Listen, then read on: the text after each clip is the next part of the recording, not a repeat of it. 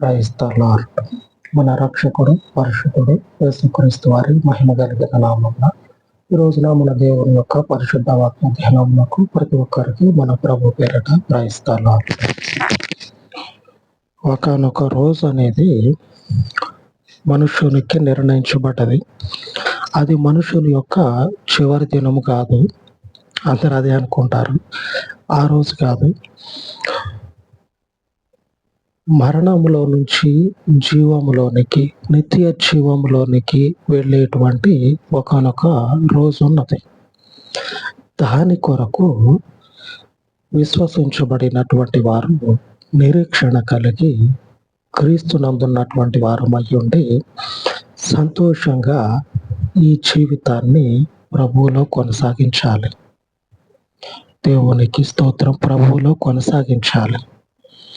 అందుకొరకే పిలువబడి, అందుకొరకే ప్రయాసపడతా, అందుకొరకే ఈ జీవితాన్ని విశ్వాసంలో వృద్ధి చేసుకుంటా ఉన్నాం, అభివృద్ధి కలగజేసుకుంటా ఉన్నాం. విశ్వాసంలో ఆ రోజు ఏందో, దేవుని యొక్క ఉద్దేశం ఏందో జ్ఞాపకం చేసుకుందాం.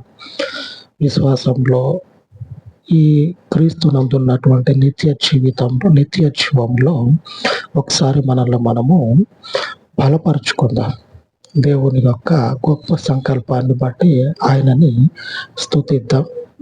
మొదటిగా దానియేలు గ్రంథము 12వ అధ్యాయము 2వ వచనం చూసినట్లయితే, మరియు సమాధులలో నిద్రించు అనేకులు మేలుకొందురు, కొందరు నిత్య జీవము అనుభవించుటకును, కొందరు నింద పాలగుటకును, నిత్యముగా హేయులగుటకును మేలుకొనిదురు. ఏందంట, కొందరు అయితేనేమో సమాధుల్లో నిద్రించేటువంటి వారు నిత్య జీవాన్ని, అంటే వారికి ఒక జీవితం అనేది ఎప్పటికీ కూడా జీవముతోటి కలిగి ఉన్నటువంటి పరిస్థితి వారికి రాబోతా ఉంది. వాళ్ళకి రాబోతా ఉంది. లేఖనంలో ఉన్నటువంటి విషయాన్ని జ్ఞాపకం చేస్తూ ఉన్నా, జాగ్రత్తగా వినండి. లేఖనంలో మనకి కొన్ని సంగతులు అనేవి మర్మం అయి ఉన్నాయి. చదువుకుంటా ఉంటే ఇది సింపులే కదా అనిపిస్తుంది, కానీ అందులో దేవుని ఉద్దేశము మర్మమై ఉన్నది. చూద్దాము అది. కొందరు నిత్య జీవము అనుభవించుటకును, నిత్య జీవాన్ని అనుభవించటానికి నిద్రించేటువంటి వారు సమాధుల్లో నుంచి లభిస్తారంట. రెండో వారు కొందరు నిందపాలగుటకును, నిత్యముగా హేయులగుటకును మేలుకొందరు. అంటే కొంతమంది ఏమో, మరికొద్ది మంది క్రీస్తునందు విశ్వాసం ఉంచినటువంటి వారు కొందరు నిందపాలగుటకు, అంటే అవమానించబడుటకు, నిత్యముగా హేయులగుటకు.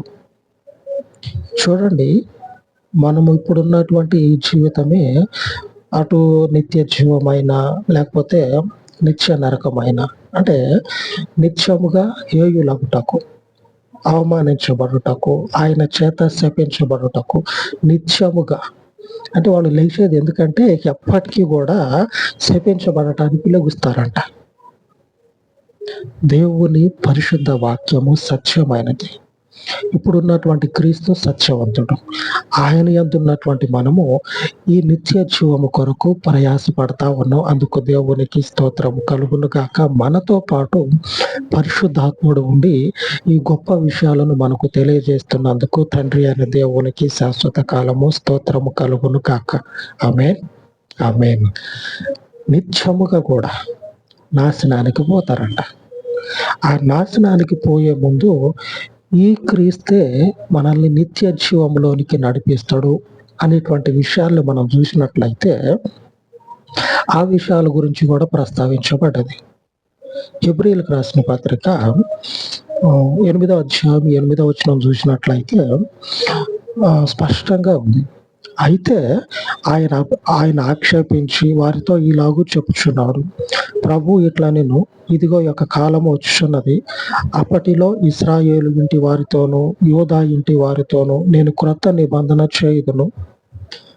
ఏమైతుందంటే, దేవుడు ఒకనొకప్పుడు తన ప్రజలతో చేసినటువంటి నిబంధన కాకుండా క్రొత్త నిబంధన చేస్తా ఉన్నాడంట దేవుడు. ఆ క్రొత్త నిబంధన ఈ క్రీస్తు యూదుల్లో నుంచి మొలకెత్తినటువంటి ఒక విత్తనం. ఈ యొక్క విత్తనం అనేది లోకమంతా కూడా ఫలిస్తా ఉన్నది. దేవుడు ఏర్పాటు చేసినటువంటి ఆయన బీజం, ఆయన యొక్క కుమారుడు. ఈ కుమారుడు యూదుల్లో జన్మించి సమస్త మానవాళికి ఒక క్రొత్త నిబంధనగా మనకి దేవునికి మధ్యలో నిబంధన మధ్యవర్తిగా ఉండి, కొందరు నిత్య జీవం అనుభవించడానికి లెగుస్తారని చెప్పుకున్నాం కదా.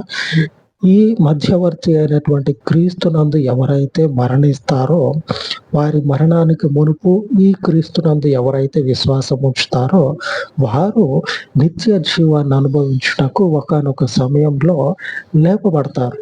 అనగా మరణించినటువంటి వారు వారి మరణానంతరము క్రీస్తు రెండవ రాకడ వచ్చినప్పుడు క్రీస్తుతో పాటుగా నిత్య జీవాన్ని అనుభవించుటకు లెగుస్తారు.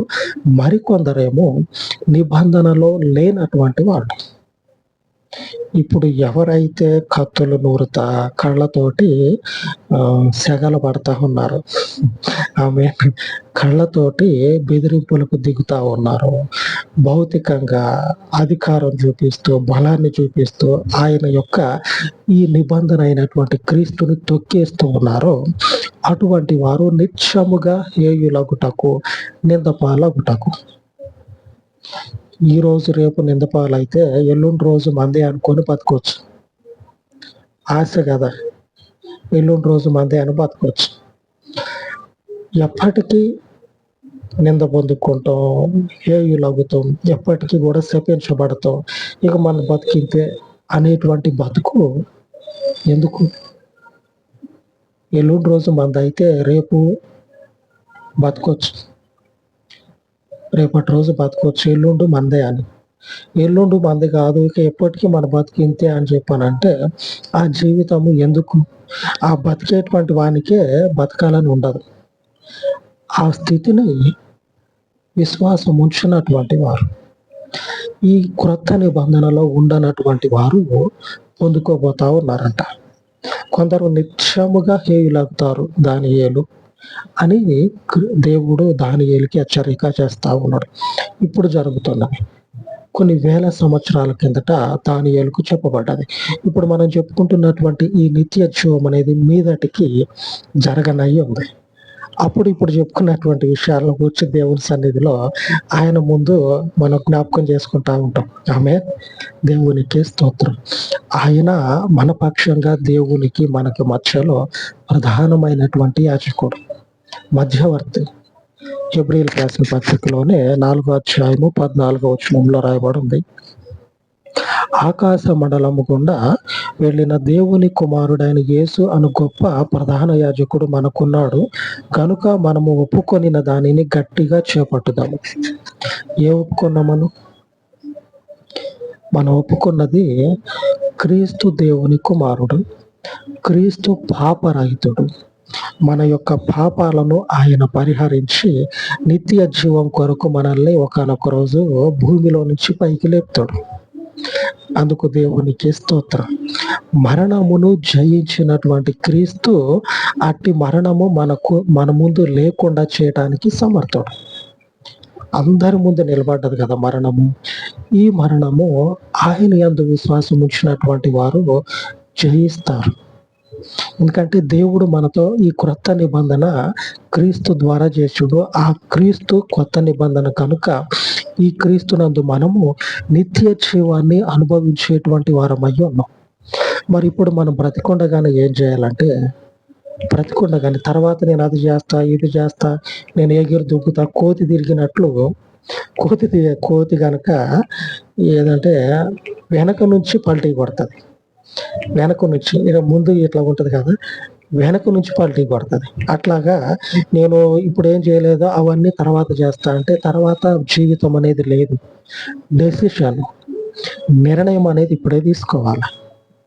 ఎందుకంటే మరణానంతరము కొందరు ఏమవుతారంటే నిత్యము కూడా శపించబడి శాపాల చేత నింపబడిన జీవితాన్ని అనుభవించటానికి, ఆయన చేత దూషింపబడటానికి, నిందించబడటానికి, దేవుని చేత దూషింపబడటానికి, నిందింపబడటానికి లేపబడతారు.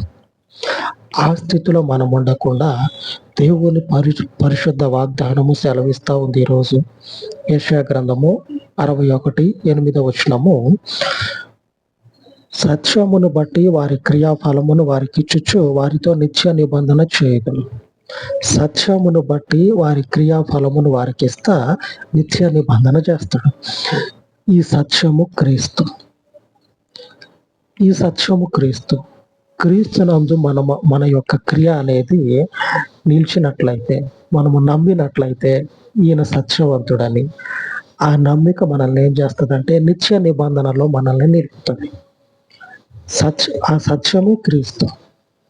మన యొక్క క్రియాఫలం అంటే ఏంటంటే, మనం ఆయన యందు విశ్వాసం ఉంచినట్లయితే, ఈ సత్యమైనటువంటి క్రీస్తునందు విశ్వాసం ఉంచినట్లయితే, ఆయన నిత్య నిబంధన మనతో ఏమని చేస్తాడంటే, మీరు నిత్యము కూడా జీవిస్తారు. నిందపాలగటానికి కాదు.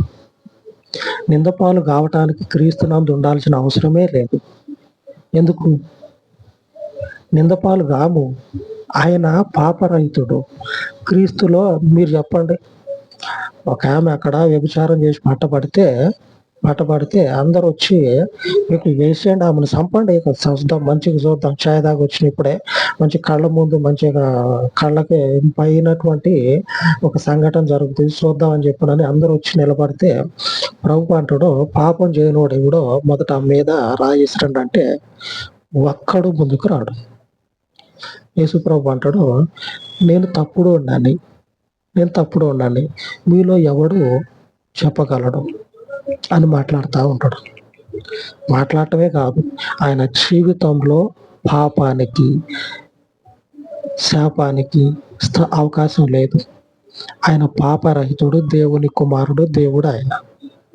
మన కొరకు దేవునికి మనకు మధ్యలో దేవుని యొక్క సత్యవంతుడుగా నిలబడడం. ఈయన యందు మనకి ఏ శాపం అనేది కలగదు.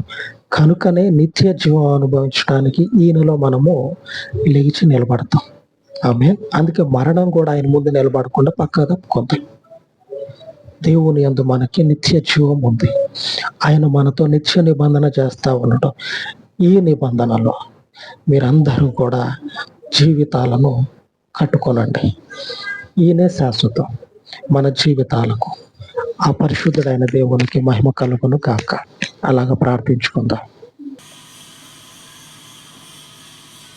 పరిశుద్ధుడ, మహిమ కలిగిన తండ్రి, ఈ ఉదయకాలమందు మీ దయ కలిగినటువంటి పాదముల యొద్ద ఆయన ప్రార్థిస్తూ ఉండగా చెప్పబడినటువంటి పరలోకపు జీవవాక్యమును తండ్రి, ఆత్మీయ జీవితంలో తండ్రి కట్టబడుచు నీ నిత్య రాజ్యము కొరకు ఆకలి దప్పులు కలిగిన ప్రతి ఒక్కరి జీవితాలలో తండ్రి ఫలింపచేయమని, ప్రతి ఒక్కరి ఆత్మీయ జీవితాన్ని మిమ్మును బట్టి, మీ వాక్యమును బట్టి బలపరచమని, నిత్య జీవము కొరకు నిర్ణయించబడినటువంటి ఈ పరిచర్య ద్వారా మిమ్మల్ని అనుసరించు ఉన్న ప్రతి ఒక్కరిని తండ్రి జ్ఞాపకం చేసుకొని, అలాగే తండ్రి లోకమందు ఈ నిత్య జీవము కొరకు ప్రయాసపడుచు ఉన్నటువంటి అనేకులను పరిశుద్ధుడా, మీ అమూల్యమైనటువంటి పరలోకపు శక్తి కలిగినటువంటి వాక్యము చేత వారిని తండ్రి సంధించి బలపరచుమని, నీ వాక్యము నిత్య జీవము, నీ వాక్యంలో ఉన్నటువంటి శక్తి చేత వివరణను తండ్రి మీరు అయ్యా బలపరిచి మీలో స్థిరపరచమని, నిత్య జీవము కొరకు అనేకులను తండ్రి స్థిరపరచమని, సిద్ధపరచమని, మీకే సమస్త మహిమను చెల్లించి రక్షకుడైన యేసుక్రీస్తు కృప కలిగిన నామములో ప్రార్థించి వేడుకొనిచున్నాను తండ్రి. ఆమేన్, ఆమేన్. సర్వోన్నతుడైన మన దేవుని కృప నిత్యము మనకందరికీ తోడై ఉండి నడిపించును గాక. ఆమేన్, ఆమేన్.